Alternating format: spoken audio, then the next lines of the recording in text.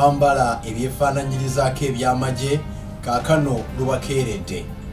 Ago n'amalala ge tukuleetedde mu nsi nga bweri mu wiiki. Osiibye otya gwe munnaffe eyeekumira ku TBS TV kulikayo nnyo naawe agenze n'osinza ku mutonzi. Nze Sam Kalyango okutuusaako ensi nga bwebadde mu wiiki naye kkiriza nsooke nkulozeeko ku zimu ku mboozi ze tukuleetedde olwaleero.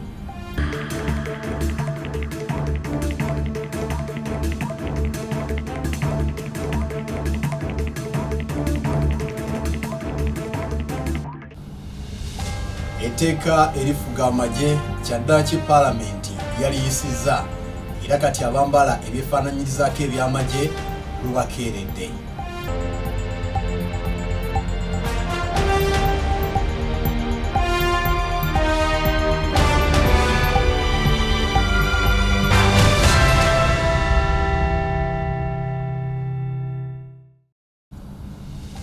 Dr. Kiza Besigye ne munne Haji Obed Lutale bakomezeddwawo mu kooti. Bannamateeka baabwe basigadde bakukuluma.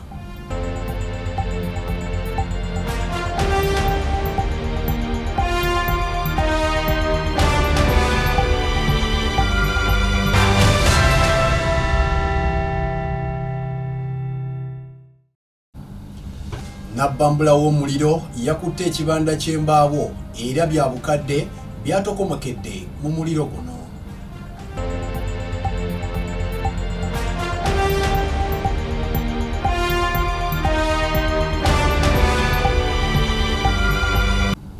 Ate yo entambula y'ennyonyi y'eggwanga yeeyongedde okutangaala anti kati etuuka butereevu mu ggwanga lya Bungereza.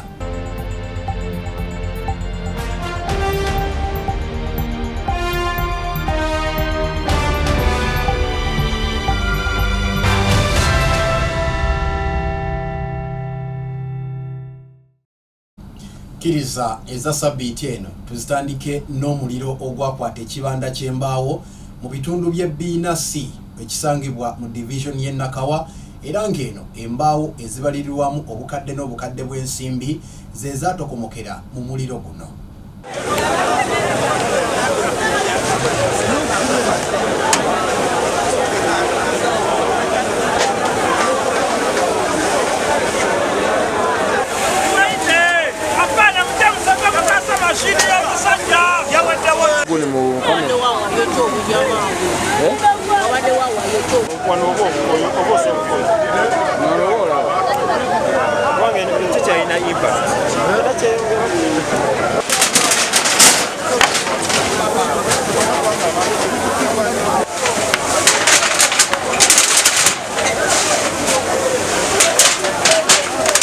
Abaddukirize awamu n'abakulembeze mu Nakawa baatuukako mu kifo kino okulaba okubanga bataakiriza omuliro guno kossa ne poliisi y'abazinnyamwoto wabula bagenda okutuuka nga buteerere.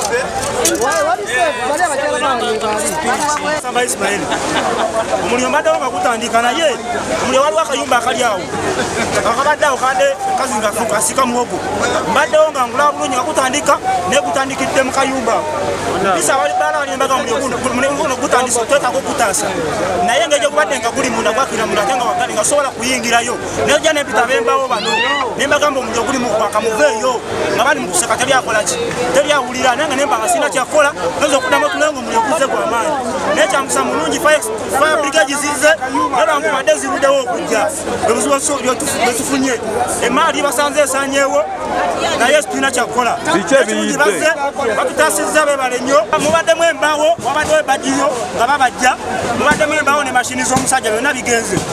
Endabye omuliro guno waguze nsaza amagezi gonna nekubira wano bali mu ezo mangu n'embiro n'atuuka ekyomukisa omulungi ne kabazi naye nayingirawo nekubirako ne maya akulira faya brigade naye nakubira motoka z'omulongozi. Amanya gange bapitalo chapita muliro kipite wano mu Luzira ekibanda kya bbaawo kipite nnyo muliro mungi naye aba fire brigade bagezaako okukola taasa n'ebirala.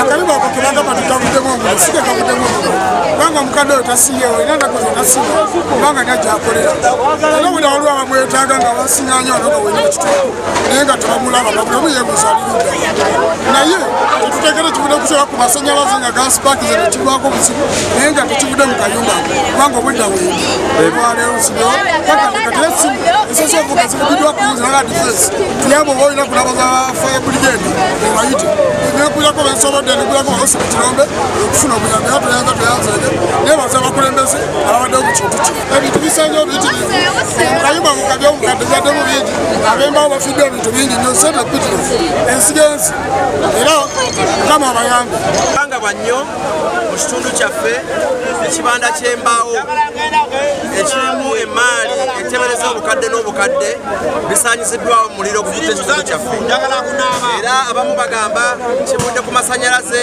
abalala batugamba abadde n'essigiri tetunategeera kikituufu kirese embeera eyo naye n'ebimotoka by'amazzi bitwala obudde okukola ki bino bityo tugamba nti singa amakomona gaffe gaba n'ebimotoka ebizikiza emiliyoni nga bituukirawo mu budde naye ekimotoka bwe kirwawo wesanga nti emaali kigenda okujja okuzikiza omuliro ng'emaali yonna ekoze eki ng'emaali yonna esaseewo ekintu ekyo kyabulaba era tusaasira bannaffe abafiiriddwako emaali kakati n'obuzibu obuliwo n'amasanyalaze gaggiddwako ekigenda okukosa emirimu gy'abantu kubanga amasanyalaze gaggiddwako tuli wano omulanga tuduukirira bannaffe bano ate era tubasaasira olw'ebizibu bibatuuseeko. tufunye ebikangabwa bingi nnyo nga biva oluusi mu masanyalaze Era tetunaba kumanya omuliro gugakanda kuki waliwo abagamba nti obudde ku masanyalaze ate babagamba ebadde twagala okulaba nti poliisi olunaku olwaleero yogedde ku miriro tubadde n'omukonero ku miriro kubanga ebitulaba bingi ebyonooneka olw'omuliro okuva omumeme weyawa gavumenti obuvunanyizibwa obw'okweddiza amasanyalaze ennaku zino emiriro.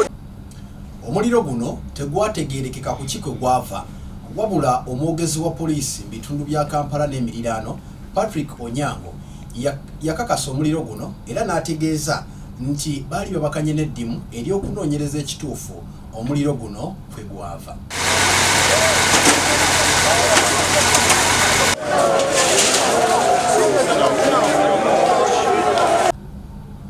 Bwe tweyongerayo ne tugendako mu palamenti y'eggwanga Uganda wiiki ewedde minisita w'ebyokwerinda Jacob Oboth yaleeta ennongosereza ku bbago ly'etteeka erifuga amagye era wano sipiika n'alisindika butereevu mu bukiiko obw'enjawulo okwali n'akamateeka mu palamenti. Ku lwokubiri lwa wiiki eno lyakomezebwawo okwongera okwekenneenya n'okulaba oba lisobola okuba nga liyisibwa. Mu nteekateeka eno eyaliwo ku lunaku luno ababaka basooka kubeera beeraliikirivu olw'ebyokwerinda eby'amaanyi ebyali biyiriddwa ku palamenti era nga wano omubaka wa Kira municipality Semujju Nganda we yasinziira n'asaba sipiika awe obweyamo oba ddala tewali agenda kubeera ng'alumizibwa nga bwe kizze kitera okuba ku mabago agayise. Thank you very much, Madam Speaker. The procedure issue I am raising, the atmosphere under which we transact business here must be free. When we are considering the amendment, the so-called coffee bill, We had military people raiding parliament, beating up MPs and arresting others.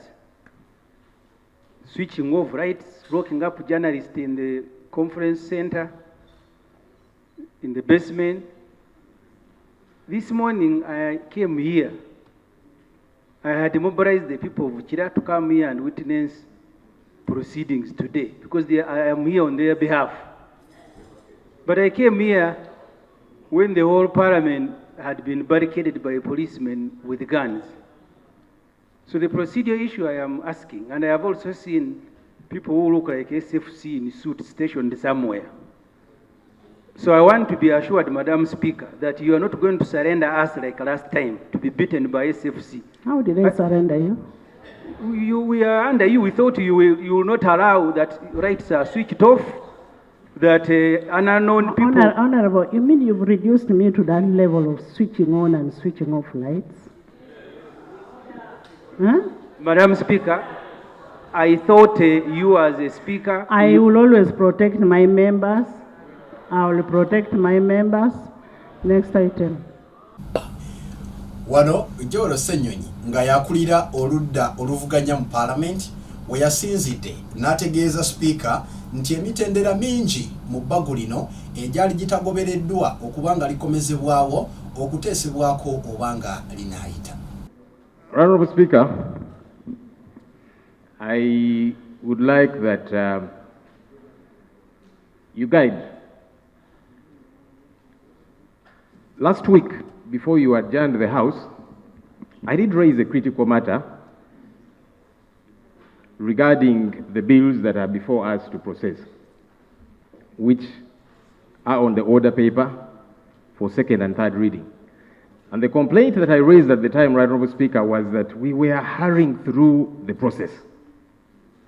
I even tabled here notices by the clerk to Parliament and the clerk to the committee, inviting very hastily stakeholders to come and give input to the UPDF amendment bill and of course the political parties amendment bill. Honourable Speaker, the stakeholders that were invited, most of them received those communications at 8 a.m., requiring them to be present before the committee at 9 a.m. Uganda Law Society received their letter at 11:50 a.m. and they were being required to appear at 12 noon. 10 minutes later. And yet that was the only day available for submission of views, memoranda, and so on and so forth. When I raised this issue before you, Right Honourable Speaker, you committed and said that I should not worry. The process is going to be given adequate time. After all, according to our rules, we've got 45 days within which to process these bills. That was your commitment, Right Honourable Speaker. You said, let me not worry. You're going to give adequate time to process these bills. And some of these stakeholders actually wrote back to the committee requesting for time on Monday, Tuesday, and so on. But as we went into the weekend, colleagues on the committees that were considering these bills were at a hotel considering the bill and writing their reports.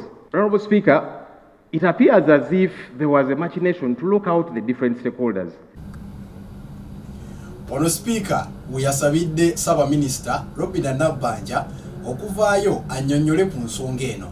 Saba Minister Mukwanukula yategeezezza butegeeza nti Ssennyonyi ne banne bandibadde bamwebaza olw'okuba nti emirimu agezezzaako okugikoleranga mu kaseera akatono ddala.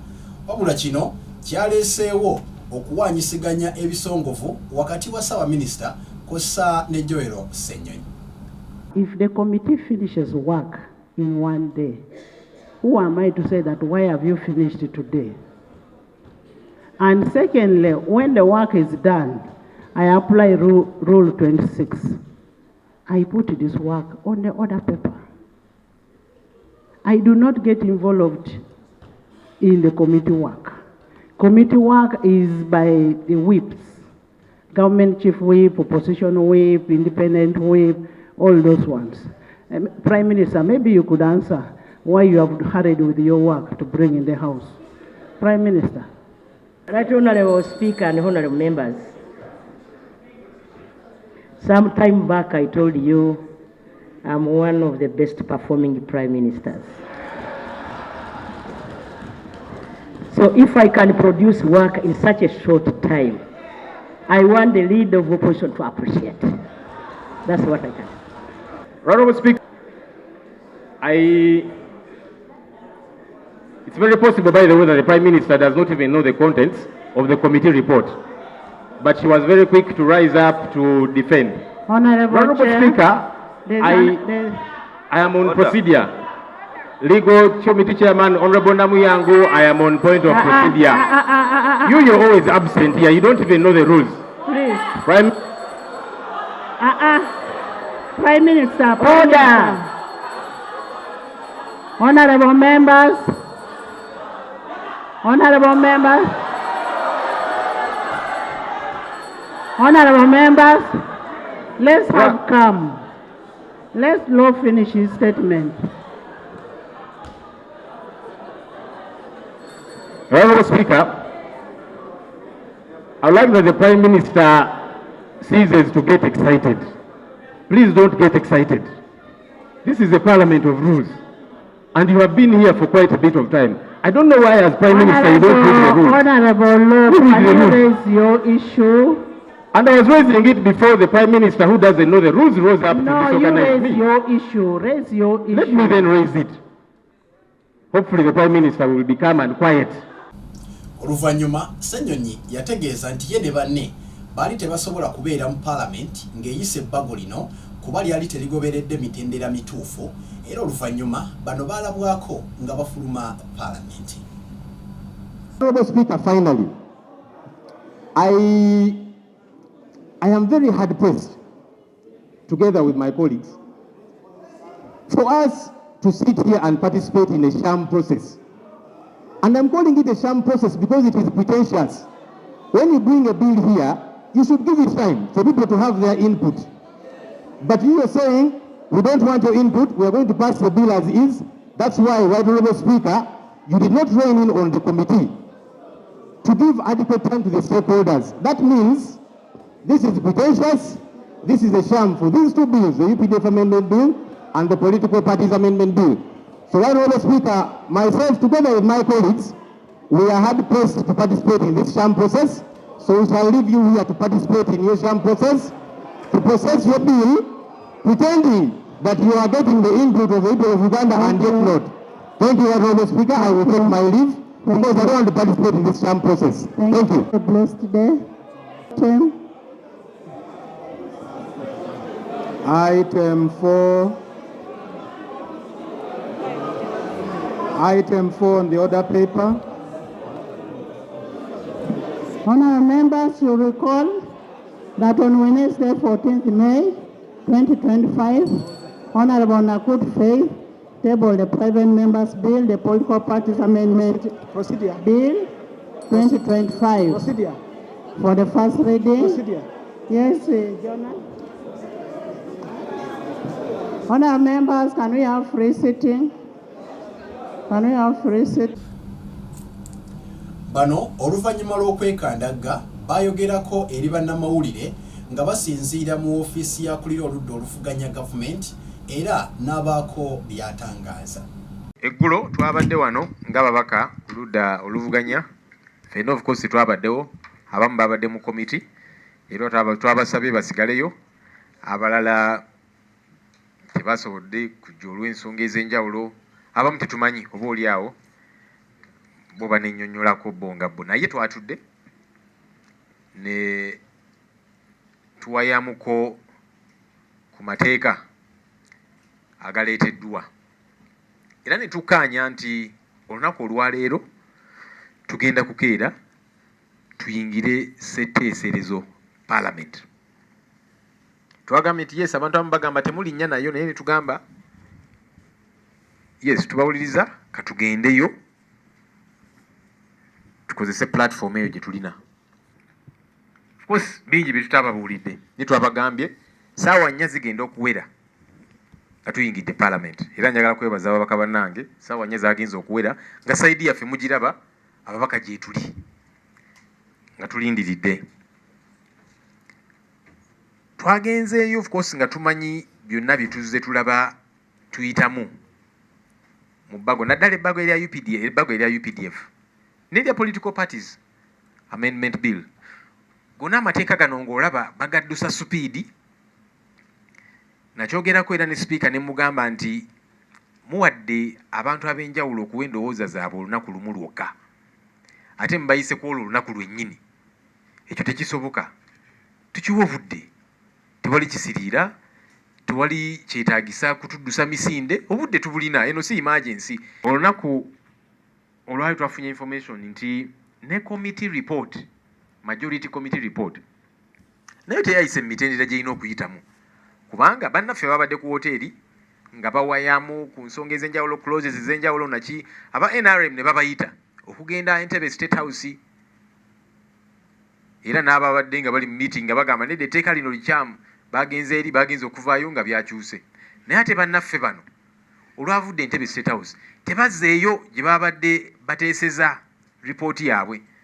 Kitegeeza ripooti tebaagimaliriza bulungi ng'akakiiko.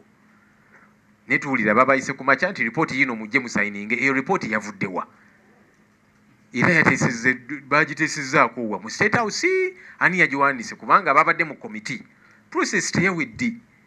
Era bannaabwe ne babagamba kale mugende mu kokasi meeting yammwe, tujja kubalinda. Babalinze tebalabiseeko. Naye ku makya nga babagamba ripooti yino eri wano mujje musayininge.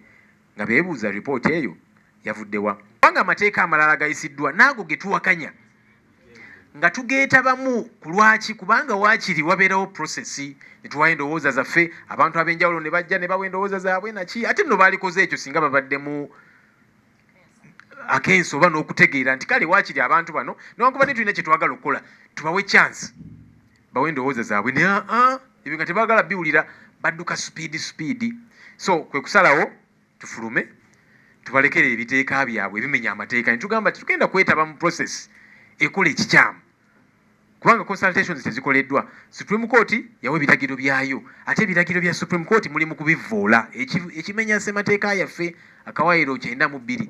Ne tugamba nedda eno process eno ey'obumenyi bw'amateeka ffe tetujja kugyetabamu. Bano okufuluma Parliament tekirina kye kyakyusa, era nga omubaka wa Erute South Jonathan Oduru ye yasigalawo okusoma alipoota y'abatono okuwakanya obumu ku buwaayiro obwali mu bbago lino.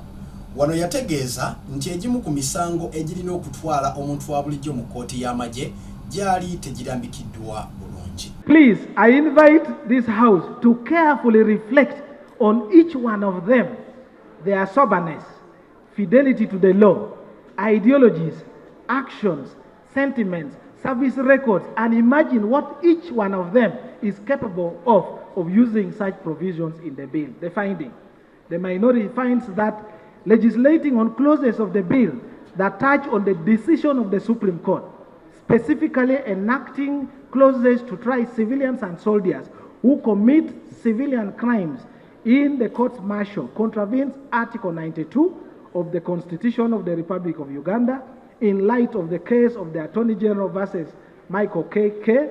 Constitutional Appeal number 2 of 2021. A question was put to the Attorney General on where his trust, confidence, and belief would lie in delivery of justice on the offences proposed in the bill. Were those trials to take place premised on the same facts before either the civilian courts or the court-martial? So we have two sets of same offences.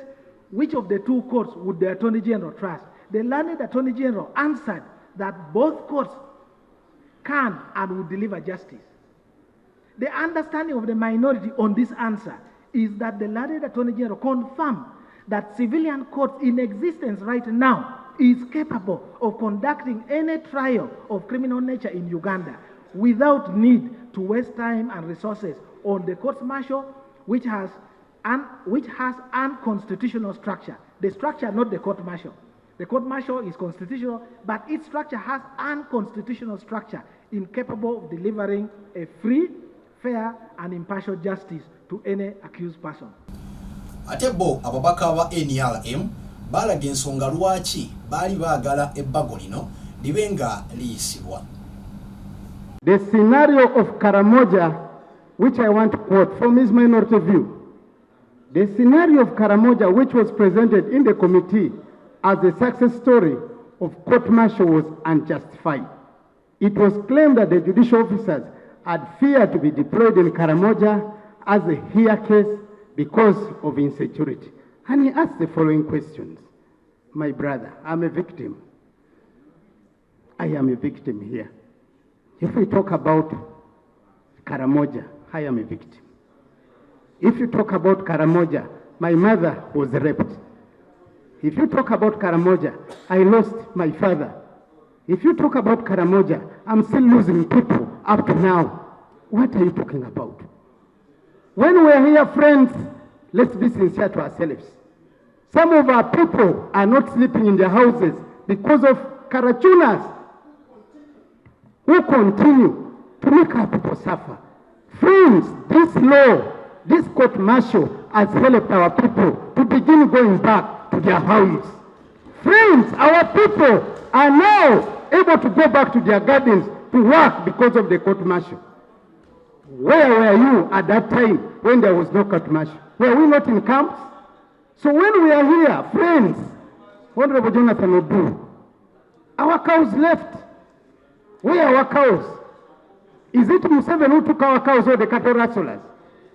Is it Museveni who helped us now to begin even agreeing to compensate on our cows, which were taken by the cattle rustlers? In a situation, one is carrying a gun to harm others, terrorize others.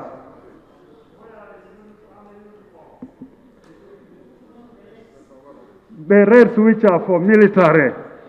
What is the interest of that person? Do you have to waste time with that person? Take that person where he belongs. Take to the court which he belongs. And now, the issues of independence have been clarified here in this bill, which is so good. In case there are going to be any gaps, we are still here. We shall come back and amend those gaps to make it better and better. Laws are built and made better over time. He presents the point of exceptional circumstances in the offenses, like that of murder. The Penal Code Act is very clear. Are we setting two standards? When asked, you clearly said we are not setting two standards. It clearly states any person with malice aforethought takes the life of another, commits an offense, and is liable to the punishment as prescribed under the law in the Penal Code Act, or commits the offense of murder.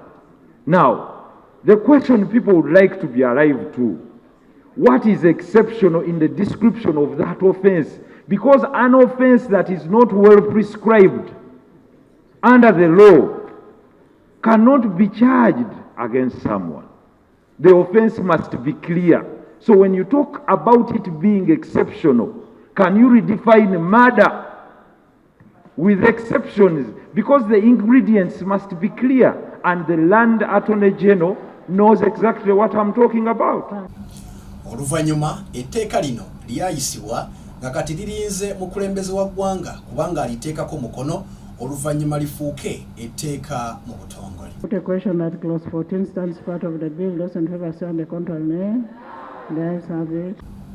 Ye President Museveni bwe yabaddeeko mu bitundu by'e Luweero yeebazizza Parliament okuyisa ebbago lino era n'ategeeza nti kino kyakuyambako kkooti za bulijjo okusobola okukola ku misango gy'abantu. Magistrate alemedde omusango gy'ebyuzi abantu bakaaba emwanyi bazimba ekiro kati nolugero n'abasirikale oluyinjala lwaki abasirikale ate kimuli magezi gonna era ngenda kwandika mu social media abantu ababadde mu nsobe eyo benna okweremenya kubanga tugali kitugenda kukikiriza wabali ogenda kubeera okukonagana wakati w'amagye na Parliament n'abalamuzi naye batutaasiza ne badda emabega nabyo va ku magye togakwatako kwebulibyo olina bingi byakukola sooka omale emisango gy'embizi. Ebimu ku biri mu bbago lino ebiyinza okuviirako omuntu wa bulijjo okutwalibwa mu kkooti z'amagye mwe muli okubanga singa omuntu ono aba alina contract n'amagye okuwerekerako bannamagye ku mirimu emitongole okusangibwa n'ebyokulwanyisa oba ebintu ebikozesebwa amagye gokka. Era singa omuntu wa bulijjo yeekobana n'amagye okuzza emisango egya naggomola omuli okuwamba, okulya mu nsi olukwe, ettemu kosa n'obubbi bw'ente. N'olw'emboozi eyo kkiriza tukuwummuzeemuko katini nnyo, naye tova ku TBS TV tukyalina emboozi endala nnyingi nnyo.